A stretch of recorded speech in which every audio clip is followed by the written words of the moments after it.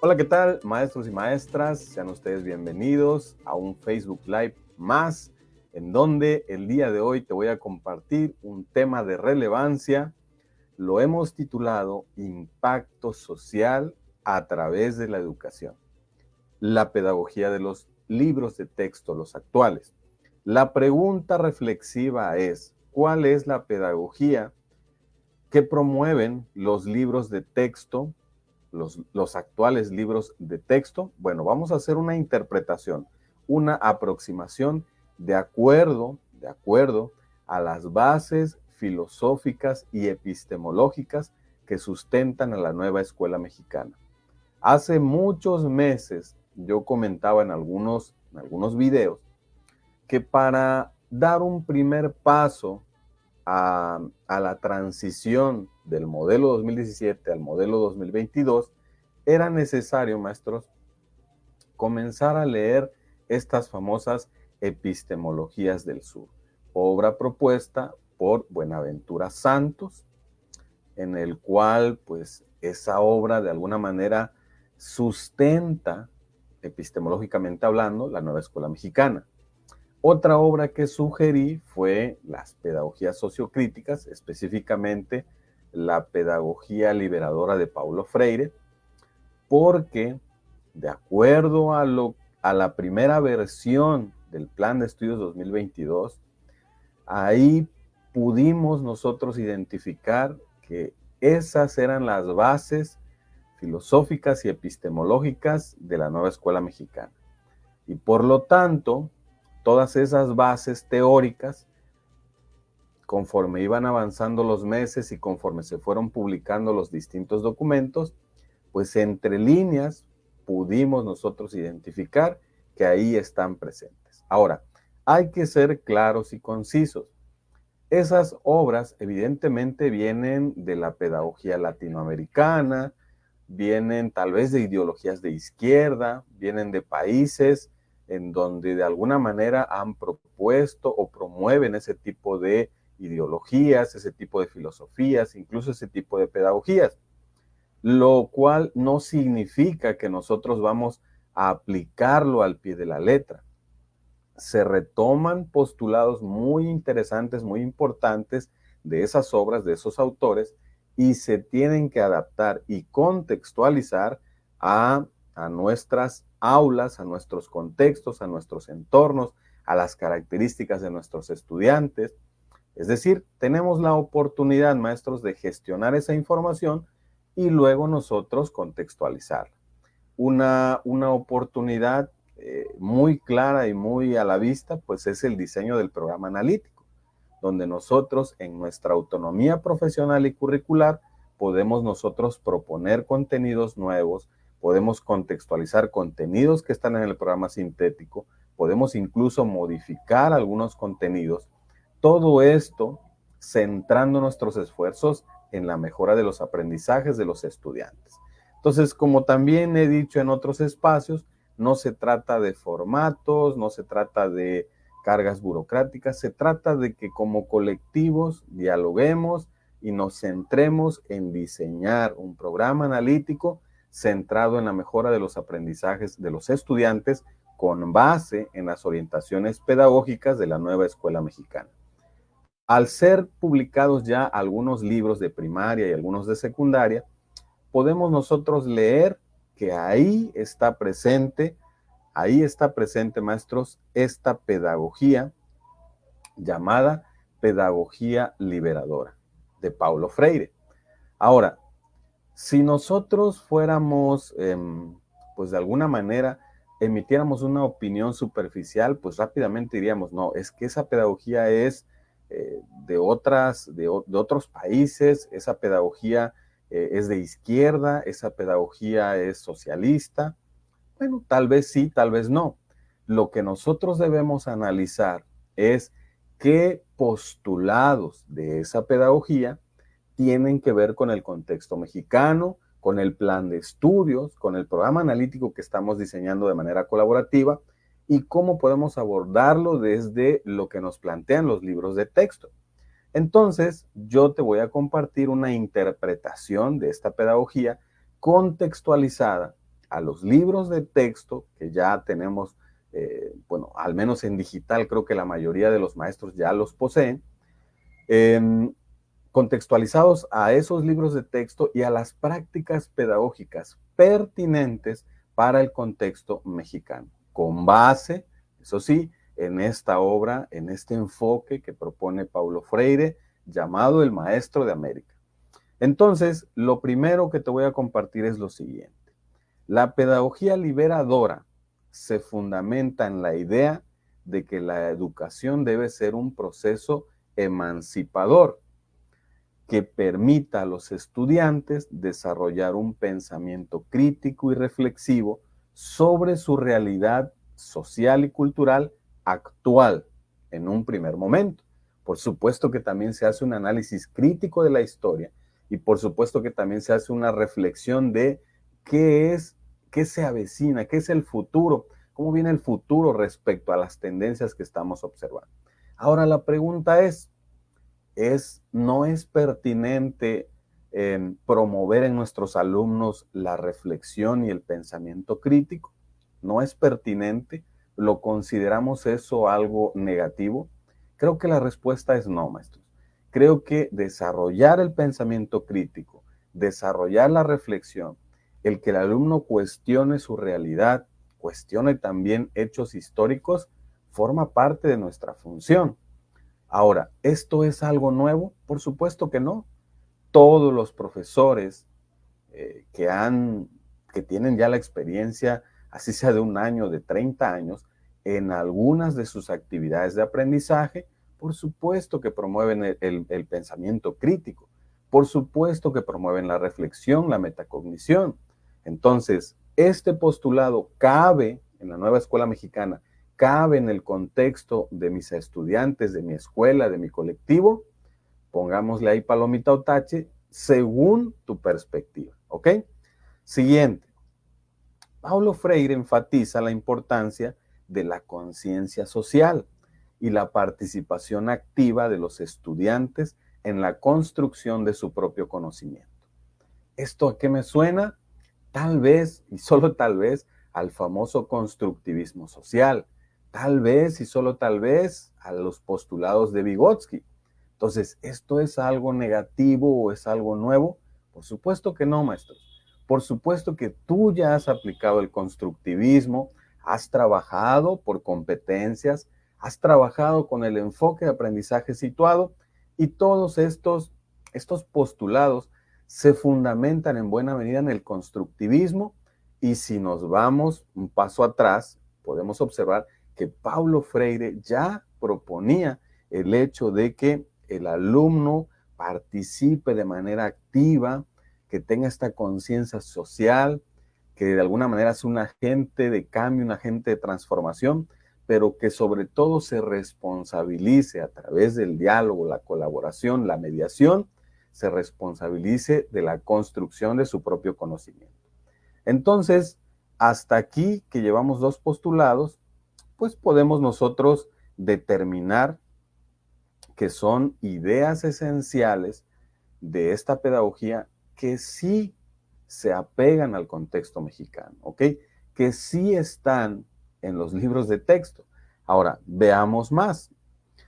Esta pedagogía liberadora, maestros, se centra en empoderar a los estudiantes, rescatar sus saberes y experiencias previas y relacionar el contenido educativo con su contexto cultural y social. ¿Dónde hemos leído esto? Muy fácil, maestros. En el plano 1 del diseño de nuestro programa analítico, lectura de la realidad, donde tenemos que hacer, o ya hicimos, o ya al menos practicamos, el diseño de un diagnóstico integral comunitario, o llamado en los lineamientos diagnóstico socioeducativo, donde identificamos, además de los logros académicos de nuestros estudiantes, indagamos acerca de su contexto, de sus familias, del entorno económico, del entorno social, de su cultura, de sus motivaciones, de sus intereses, de sus necesidades formativas. Y es a partir de este diagnóstico donde nosotros tomamos en cuenta esas experiencias y saberes previos, tomamos en cuenta su cultura, sus creencias, sus valores y por supuesto toda esa información en el segundo plano de contextualización del programa analítico se contextualiza vinculando toda esa información con los contenidos establecidos en el programa sintético. Entonces, ahí tenemos otra idea de esta pedagogía liberadora que ya es una realidad y que está ocurriendo y que al menos en la práctica es pertinente, maestros. Es necesario hacer ese diagnóstico, ¿ok? Perfecto.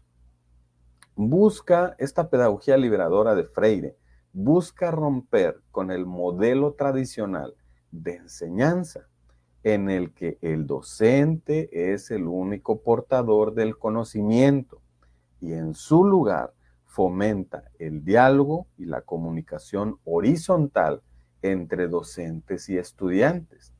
Ahora, la reflexión que debo hacer, que debo plantearme es, ¿esto es una realidad? Es decir, tradicionalmente el docente es quien tiene los saberes, solo él, y solo lo que dice él es lo correcto.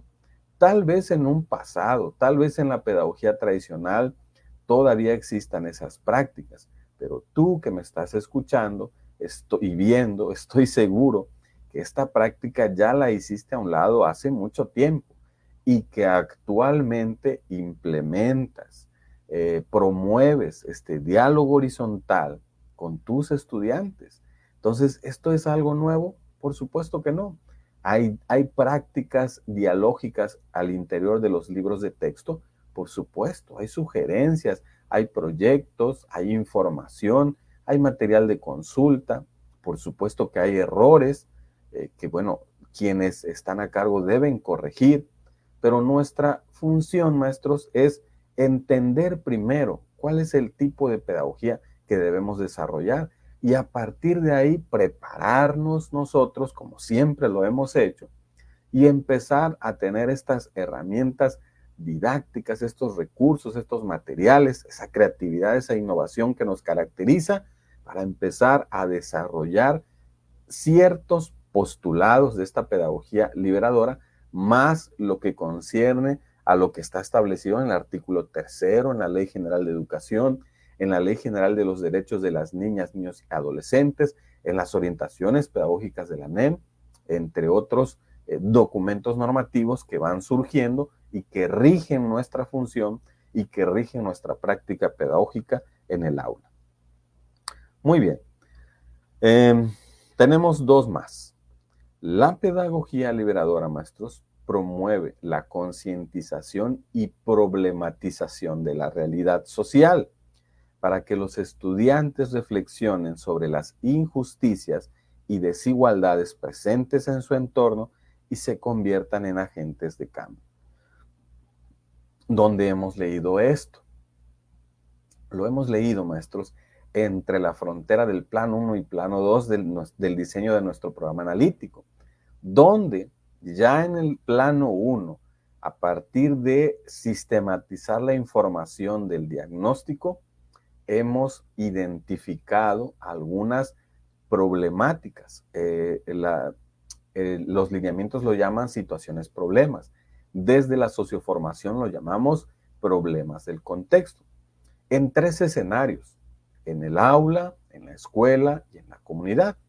Nosotros hacemos nuestro listado de problemáticas, de situaciones problema, de problemas del contexto, y las empezamos a vincular con contenidos y PDA que están presentes en el programa sintético. Entonces, la misma pedagogía liberadora promueve eso, el hecho de que problematicemos la realidad social para darle ese tratamiento pedagógico didáctico y a partir de ahí empezar a transformar.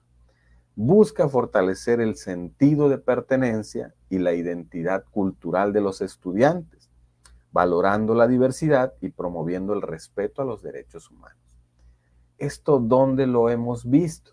Bueno, Si ya analizaste tu programa sintético, te habrás dado cuenta que hay N cantidad de contenidos y PDA que le apuestan y le abonan a la recuperación de nuestra identidad cultural, al rescate de saberes ancestrales, de costumbres, de conocimientos que han sido suprimidos con el tiempo. Y bueno, eso también, maestros, está aquí en esta pedagogía liberadora. ¿Está presente esta situación en los libros de texto? Por supuesto. Hay varios escritos, hay varios proyectos que le abonan también a promover la revalorización de la identidad cultural que caracteriza a muchas regiones del país. ¿Ok? Perfecto. ¿Qué más? Bueno, esta pedagogía, maestros, utiliza estrategias participativas y colaborativas en el aula, como por ejemplo el trabajo en equipos, proyectos de investigación en su mayoría y debates, ¿ok?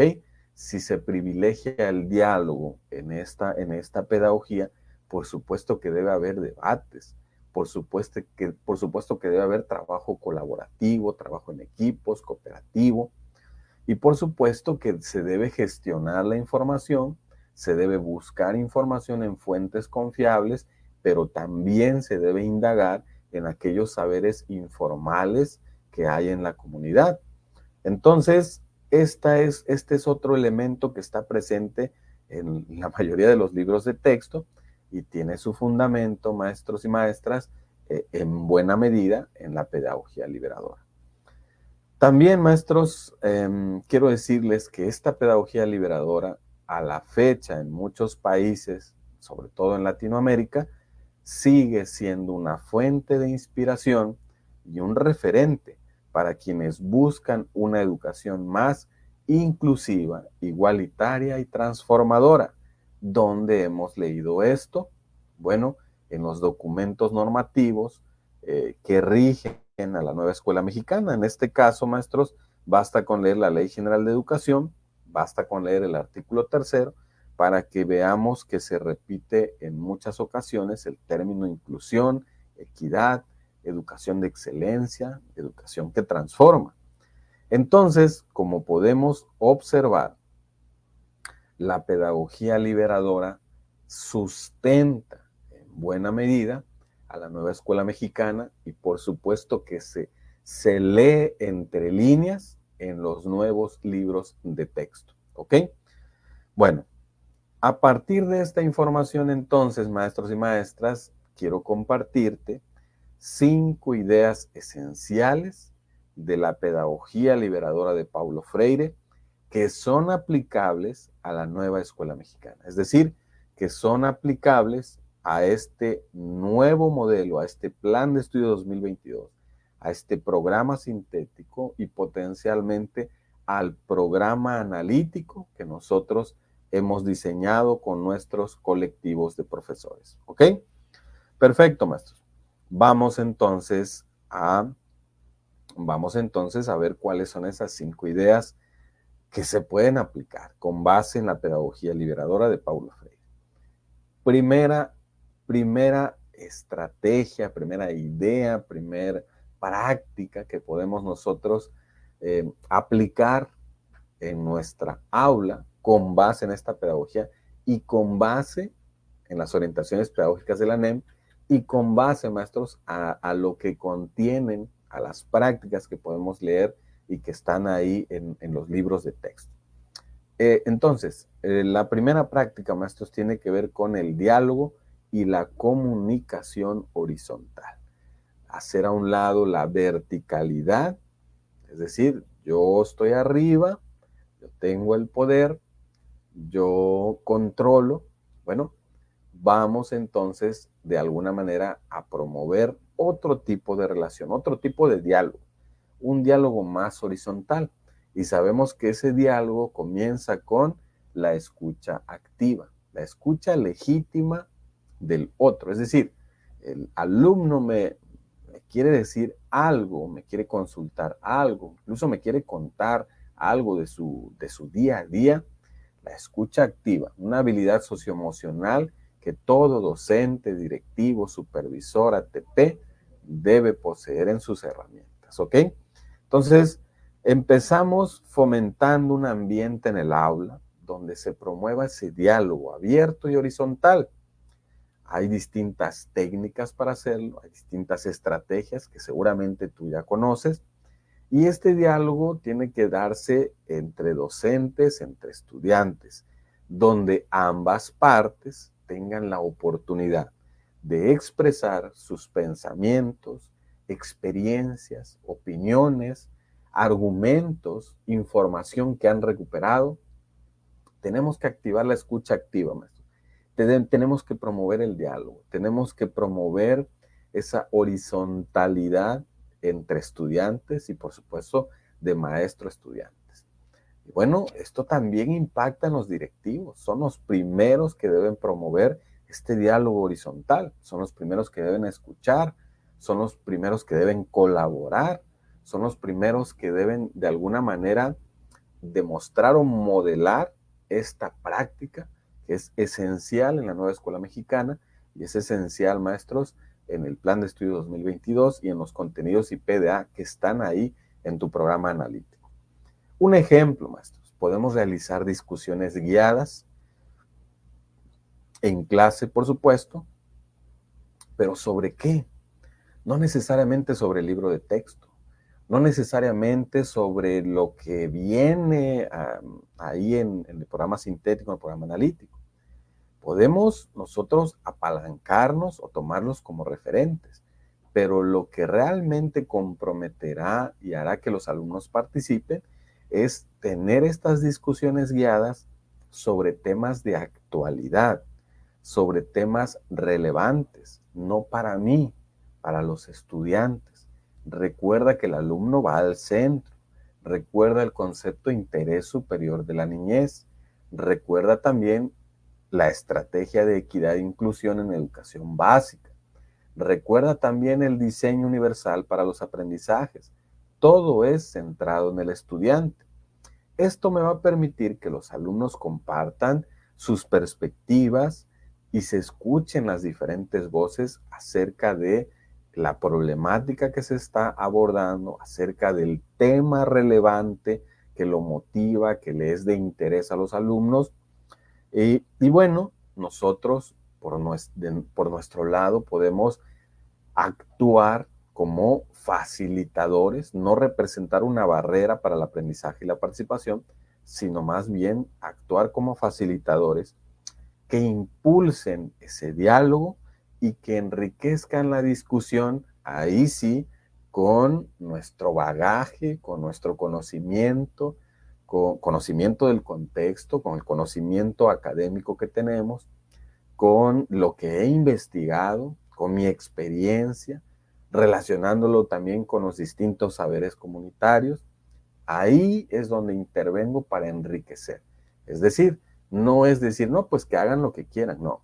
Que dialoguen, escuchamos, sacamos conclusiones, enriquecemos, volvemos a escuchar el punto de vista acerca de lo que hemos comentado y a partir de eso, compañeros y compañeras, logramos este diálogo horizontal, esta comunicación asertiva, esta escucha activa, mejoramos las relaciones interpersonales y en consecuencia se mejorará a mediano plazo la convivencia escolar sana y pacífica, ¿ok? Entonces, esa es la primera idea, maestros. Pregúntate, ¿esto es malo? ¿Esto tiene que ver con el comunismo, con el socialismo? ¿Esto tiene que ver con la izquierda? ¿Esto entorpecerá, frenará el desarrollo integral de mis estudiantes? Bueno, esas conclusiones tú las debes de sacar. Desde nuestra parte, te compartimos esta interpretación. Acuérdate cómo se llama este en vivo, ¿no? ¿Cuál es la pedagogía que promueve, entre líneas, los libros de texto gratuitos? Bueno, la pedagogía que promueve es la pedagogía liberadora.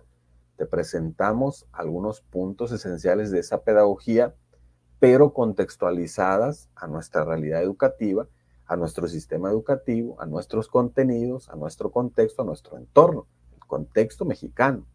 ¿Ok? Después de ese análisis, yo te voy a compartir 5 ideas esenciales que se pueden aplicar en nuestra aula con base en esta pedagogía, ¿ok? Bueno, ya te presenté la primera, maestros, es el diálogo y la comunicación horizontal. Vamos con la segunda. La segunda, maestros, tiene que ver con la concientización y la problematización, ¿ok? Esta es otra idea esencial de la pedagogía liberadora, aplicable en el aula y aplicable con base en las orientaciones pedagógicas de la NEM, con base en contenidos IPEDA, con base en los libros de texto. Concientizar y problematizar la realidad. Esto, como ya vimos previamente, es pertinente. De hecho, es un ejercicio que nosotros como docentes ya hicimos en el diseño de nuestro programa analítico. Entonces aquí, maestros, la idea es invitar a los estudiantes a reflexionar sobre su realidad, la realidad actual, la realidad de su entorno, desde situaciones locales, regionales, estatales, situaciones a nivel país, situaciones a nivel mundial, reflexionar. Esto, maestros, cuestionando siempre las creencias que tienen y los prejuicios que tienen respecto a esa realidad. A la vez que proponemos se analicen las causas de esas problemáticas sociales. A veces nosotros y los mismos alumnos no tienen esa habilidad de decir, bueno, voy a indagar a profundidad por qué existe la violencia, por qué el de las manifestaciones a favor de movimientos como el feminismo, por qué ese cambio en las palabras, en algunas palabras, por qué yo que soy una comunidad indígena todavía se siguen burlando de mí por mi color de piel o por mi lengua materna. Es decir, hay que reflexionar respecto a la realidad, ¿ok? ¿Por qué el TikTok es tan adictivo? ¿Por qué en las redes sociales se pelea la gente? ¿Por qué está muy fuerte esto de la depresión? ¿Por qué las personas son tan impulsivas? ¿Por qué en mi casa la comunicación no es como con otras familias? ¿Por qué los medios de comunicación influyen tanto en la dinámica social? En fin, hay N cantidad de aristas en forma de problemas que nosotros podemos llevar al aula para reflexionar. Entonces, ¿cómo hacerlo? ¿Cómo llevarlo a cabo? Bueno, ahí te doy un ejemplo. Podemos hacer actividades de investigación sobre problemáticas locales o sobre problemáticas globales. ¿Como cuáles? Bueno, te mencioné algunas, pero pueden ser desigualdades socioeconómicas, problemáticas como la equidad de género, problemáticas como el medio ambiente, la sustentabilidad, por qué se están secando los ríos, por qué los animalitos ya cada vez andan vagando más en la ciudad como que ya no tienen dónde vivir. Bueno, nosotros podemos investigar, pero investigarlo, maestros, con esta estrategia llamada investigación-acción, por ejemplo. Podemos nosotros investigar a la vez que vamos actuando en la resolución de esa problemática. Eso sí, apalancarnos de las tecnologías de la información y la comunicación para hacer investigación en fuentes confiables. No descartar también los saberes comunitarios, entrevistas, testimonios, escuchar algunos saberes que se han suprimido con el tiempo. Podemos enriquecer la clase, maestros, a partir de concientizar y problematizar la realidad. Los estudiantes entonces pueden identificar las causas y consecuencias de estos problemas, debatiendo sobre posibles soluciones y acciones que pueden tomar para contribuir a ese cambio, ¿ok? Entonces, los alumnos en la investigación identifican causas, identifican consecuencias, comentan, dialogan, debaten, intercambian puntos de vista, pero con la finalidad de aportar soluciones desde el conocimiento que tienen, desde el ciclo vital en el que se encuentran, desde el apoyo que les dan los familiares, por ejemplo, en preescolar, en primaria baja, primaria alta. Es decir, eso sí es muy importante, que estas actividades deben ser graduadas al nivel cognitivo, a las características de los ciclos vitales en los que se encuentren los estudiantes en los distintos niveles educativos. ¿Ok? Entonces, maestros, ahí tenemos ya la segunda idea esencial, aplicable a esta nueva escuela mexicana. Muy bien, seguimos avanzando, maestros, seguimos avanzando y tenemos la tercera idea esencial, maestros. Aprendizaje significativo y contexto cultural. Esto se trata, maestros, de integrar el conocimiento que sea relevante y que sea significativo para los estudiantes. ¿Ok?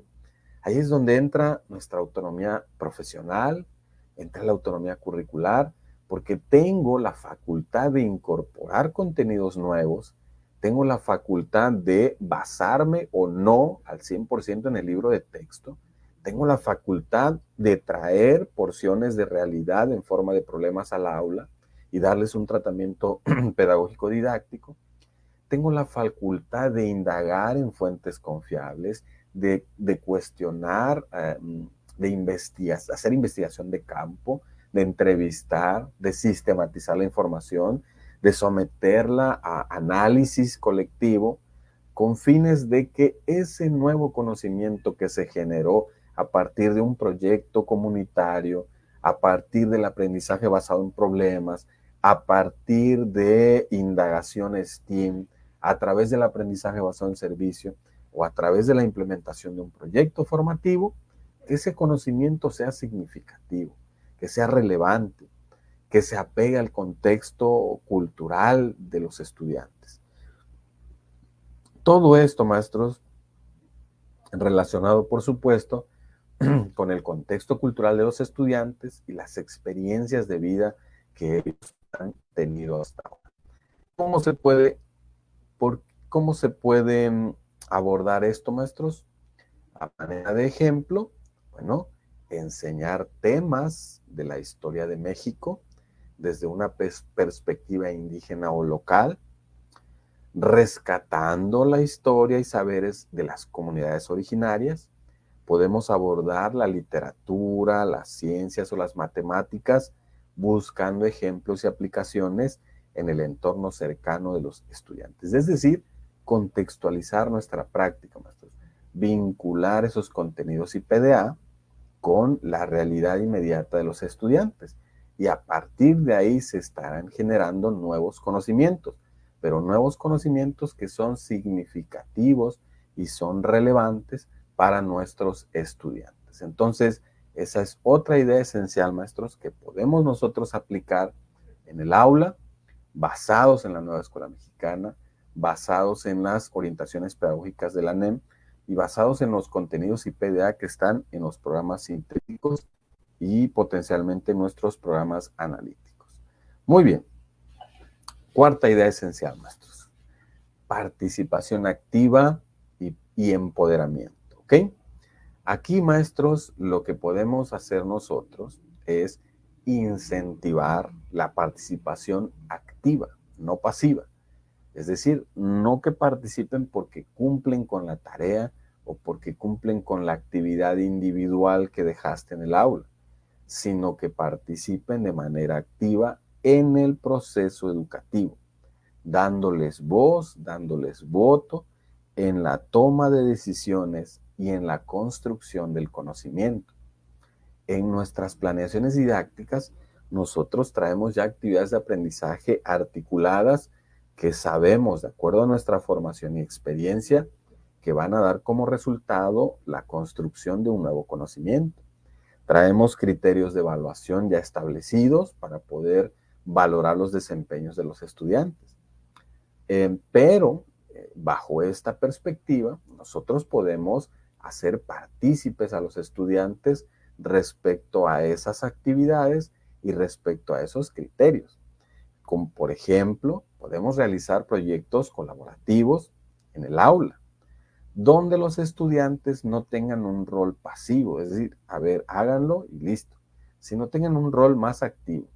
en la planificación de ese proyecto, en la planificación de conocimientos que es necesario indagar, en la planificación de las evidencias, evidencias parciales y finales que se deben entregar al final o durante el proyecto. Y por supuesto en la evaluación de las mismas actividades de aprendizaje. A lo mejor pueden proponer nuevos criterios de evaluación que complementen los que nosotros ya traíamos planeados, ¿ok? También, maestros, podemos promover el establecimiento de consejos estudiantiles donde los alumnos puedan expresar sus necesidades y propuestas para mejorar la experiencia educativa, ¿ok? Eso también podemos nosotros promoverlo. Esta cuarta idea esencial, maestros, tiene que ver con darles un rol más activo, darles voz, darles voto a los estudiantes. Acuérdense que se trata de empoderar, de emancipar, de alguna manera que ellos dentro del aula aprendan y desarrollen la habilidad de toma de decisiones, de propuestas de solución, de propuestas para mejorar y transformar su entorno. Perfecto, maestros. Vamos con la quinta y última idea. Última y quinta idea, maestros. Y esta se trata de transformación social y acción colectiva. ¿Ok? Transformación social y acción colectiva. Educar para transformar. Es decir, nosotros podemos promover la acción colectiva y vincularlas con las familias y la comunidad, la participación ciudadana básicamente, pero con una visión de transformación social.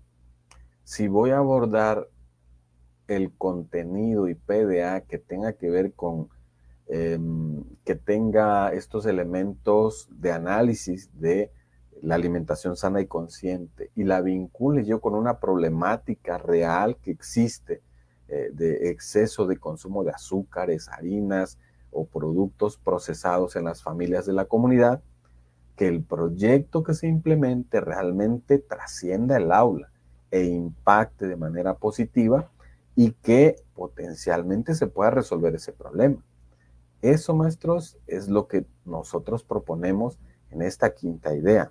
Es decir, transformar la realidad social, construir una sociedad más justa y más equitativa, lo dice el artículo 3º, lo dicen los principios de la nueva escuela mexicana, fortalecer el tejido social desde el ámbito de la educación.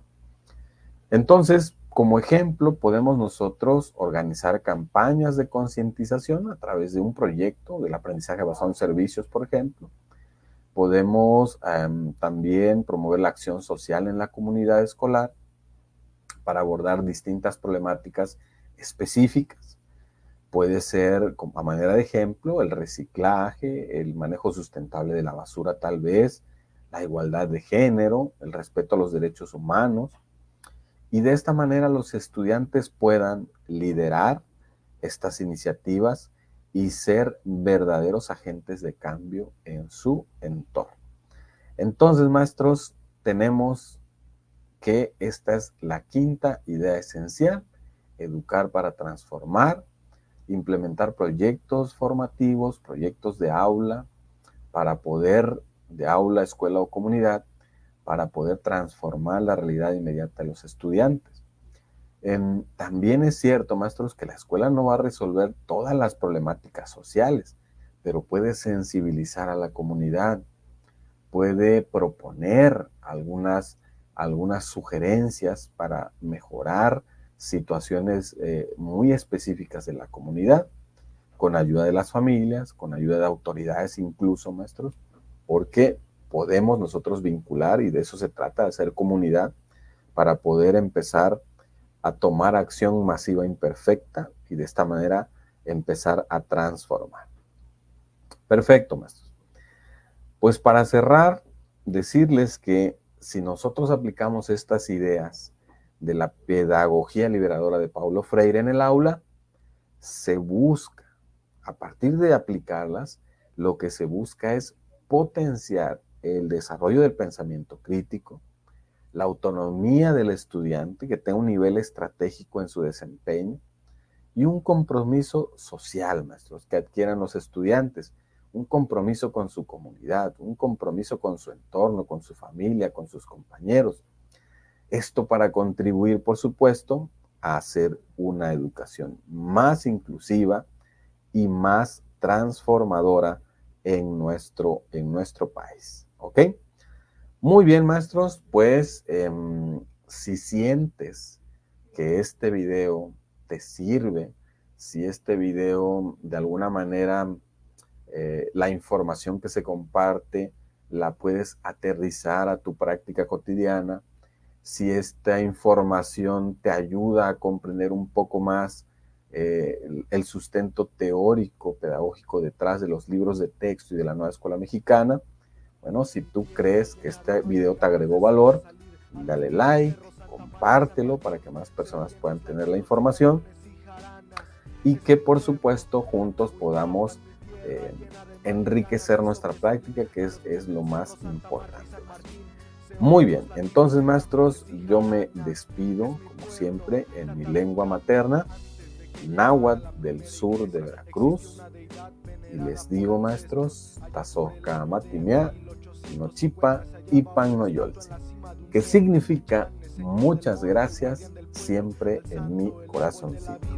Gracias de corazón, maestros y maestras. Desde donde se marcaban nuestras huellas en el tiempo, regocijados entre fauna y flora variados. El sol no nos abandona en la mayor parte del año, colmados con